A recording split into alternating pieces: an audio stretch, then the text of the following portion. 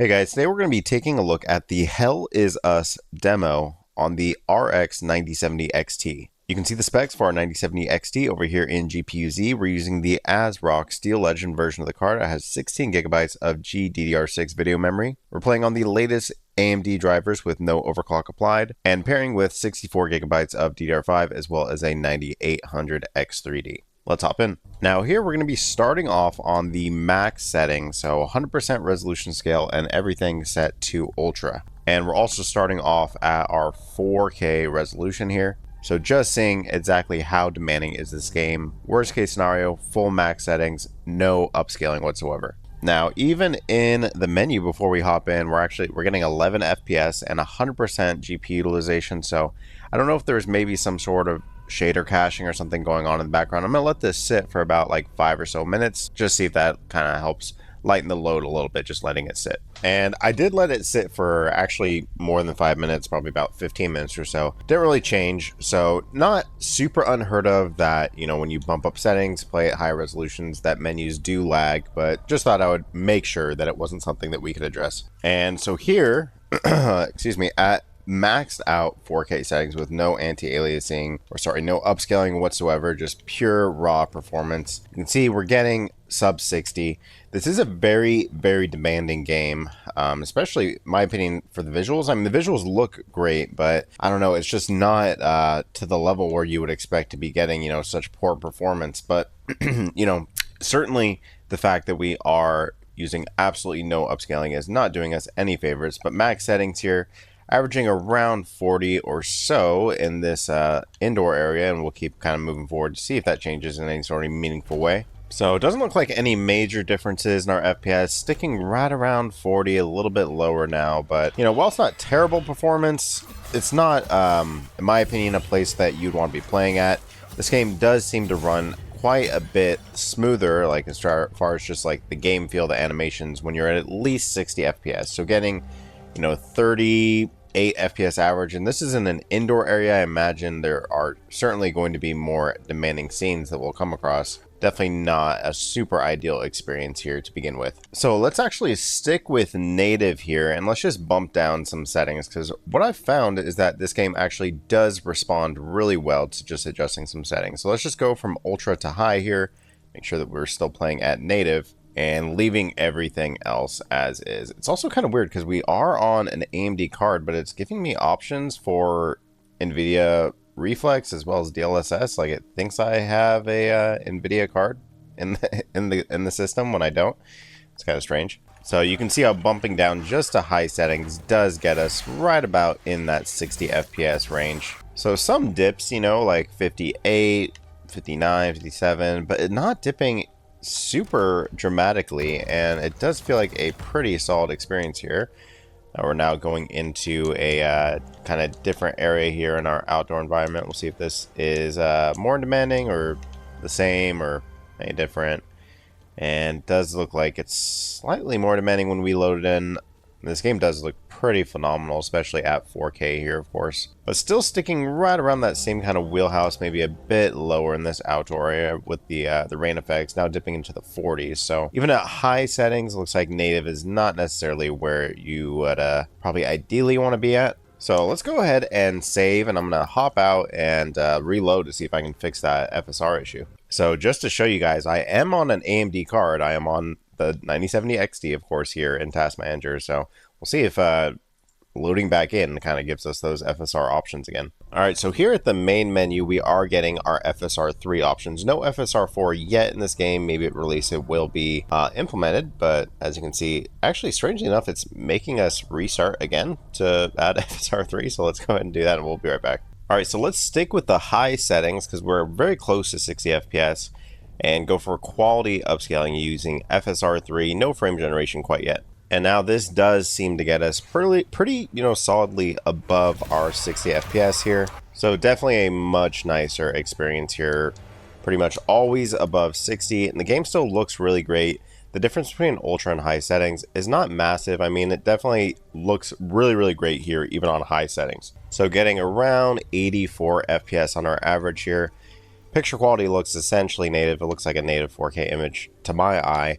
And yeah, no real major compromises, just bumping down the settings slightly and introducing just a very mild amount of upscaling gets us real solidly above that 60 FPS. And just to see, not that I would personally implement frame generation on a game like this that, requires timing with parries, let's see what the frame generation option kind of gives us. And frame generation does give us another pretty substantial boost here, coming up all the way to around 140 or so.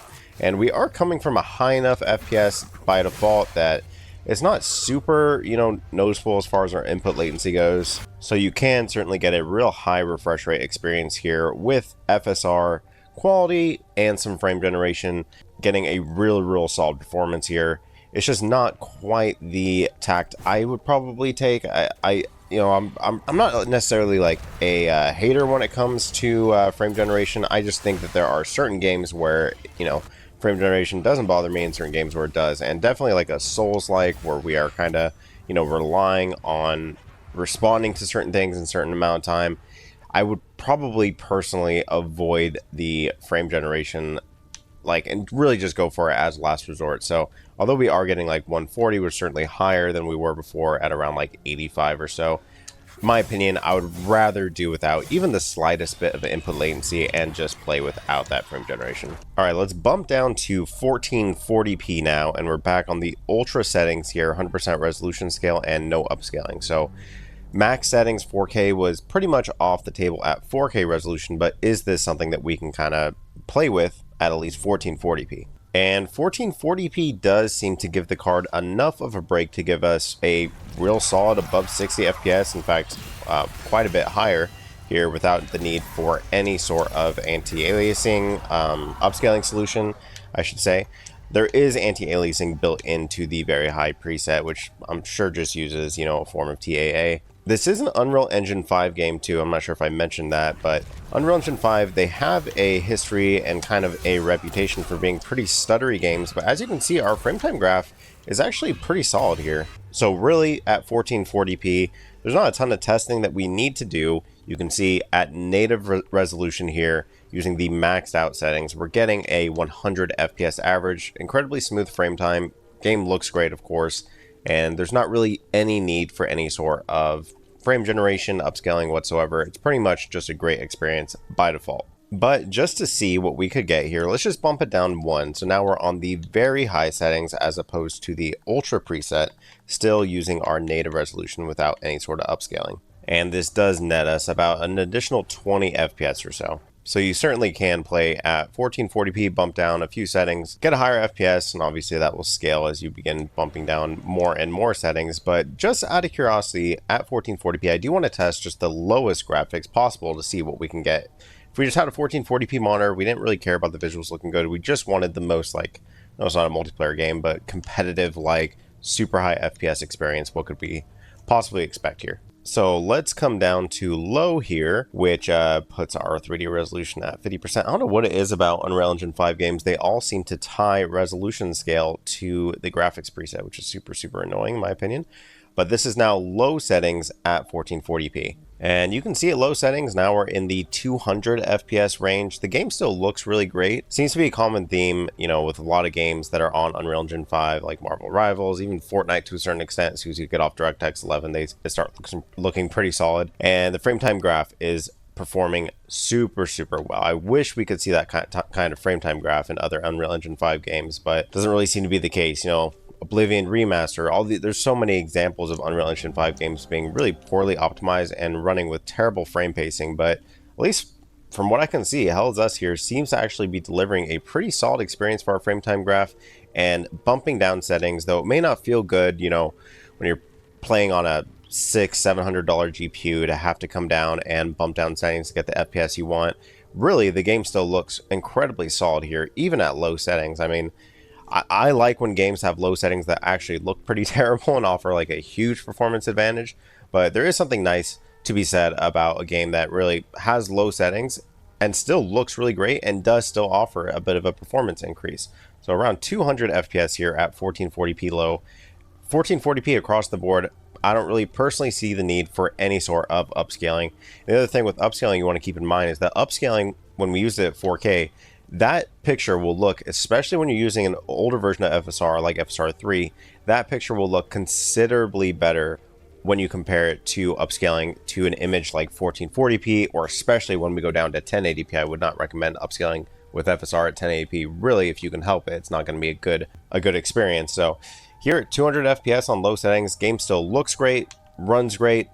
And really, my biggest takeaway here is just the fact that although this is an intensive Unreal Engine 5 game with good-looking visuals, it's still offering these really consistent frame time, with our frame time graph being essentially completely flat. And even if we were to hop into a bit of combat, you can see here, it's not going to really change our experience really at all. It still looks like a really consistent experience here. So even at that little encounter, you can see no major difference. Now, I imagine that could potentially change, you know, if we were to have some more enemies with like more effects going on, but just from what I'm seeing right now, it seems to be a really solid experience here. And now at our last resolution, bumping all the way down to 1080p, and we're at the max ultra preset here with 3D resolution scale set to 100. That's the only reason it says custom is if we go to ultra by default, it sets our 3D resolution scale to 90%, kind of strange. So we're going to go for 100% resolution scale, of course, at 1080p. That's what's going to give us the best possible picture here, and keep our upscaling off. So this is native 1080p at max settings. And now here at 1080p max settings, you can see really no issue whatsoever. 160 FPS average here, still just like we saw across the board, pretty much a incredibly flat and smooth frame time graph. Really no need to really bump down any settings. You know, I mean, in my opinion, 150 FPS average here is certainly suitable for anything I would be doing. And of course, at ultra settings, the game does look pretty great, though.